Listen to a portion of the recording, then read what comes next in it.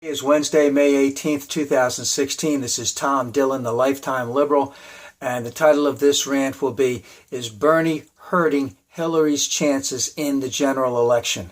So we have known since May 15th, I believe that was a Super Tuesday week, that Bernie's chances basically were almost insurmountable in him becoming the nominee of the Democratic Party. Now, he's just as far behind right now as Cruz was when Cruz dropped out. We're talking about on a percentage basis. And again, it's been over 2 months since we've known that his odds were virtually insurmountable.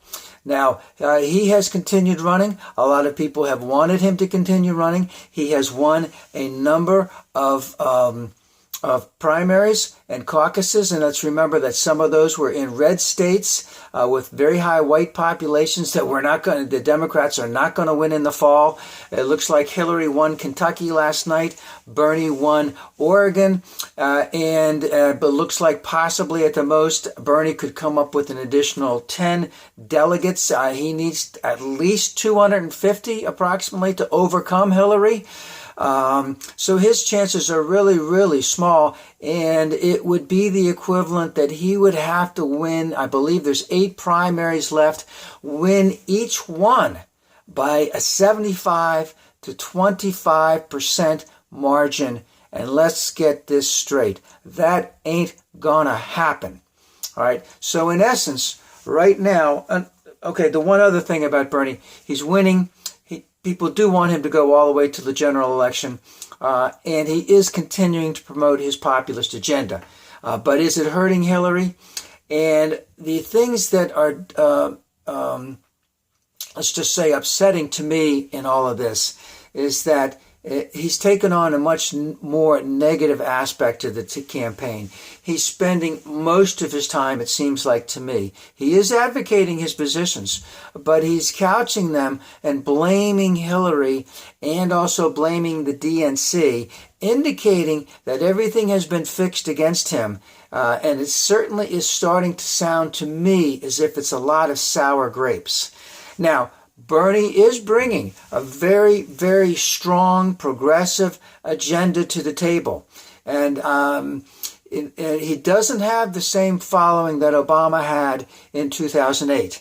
And I remember in 2008, the transformational figure that Obama had become. And when he came in 2009, a lot of people, especially the Dems, were just basically saying, he's the transformational figure. He's going to do it for us. And then by the summer of 2009, it became pretty apparent that he wasn't going to do it for us, and that we had been snookered. That's not necessarily the right word, but the Republicans had preempted us, so to speak, in saying, yeah, he ain't no transformational figure. We know what we're going to do from now on, and you ain't going to get dick. So, and then the thing is that I'm saying right now about Bernie, if he was to actually win, and Paul Ryan, which it looks like right now, again, will be the Speaker of the House, that, again, it would be virtually impossible for Bernie to bring about the types of changes based on his progressive agenda, which he's promoting quite a bit right now. And let me just point out that same will be for Hillary. But what Hillary seems to be saying to me is that she has a greater plan, and it's more for incremental growth because she knows she can only get so much at the beginning.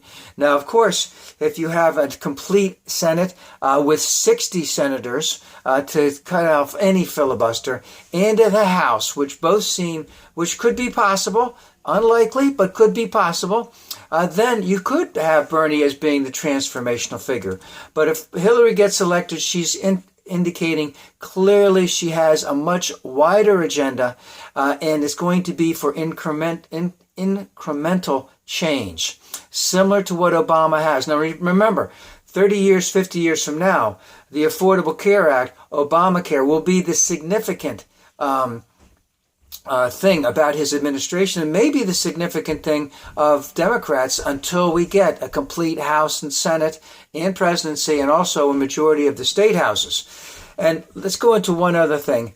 Bernie is technically losing badly all along. Hillary has been ahead by, as I said, the whole time, pretty much so. He discounted the southern states after he had lost them, of course. And he's, again, becoming very, very negative in the whole thing. And again, the last thing is that Bernie needs to win the remaining, I believe, 8 primaries by 75% to 25%. And the point that I'm trying to make right now is that this, we know who our competition is going to be. We know what Trump is going to do. We need to coalesce around one. And if that's going to be Hillary, we need to do it now. And the reason why I say that is that Bernie needs to continue with this populist message. And if he's going to be out there advocating not to elect Trump, then he really needs to be promoting Hillary.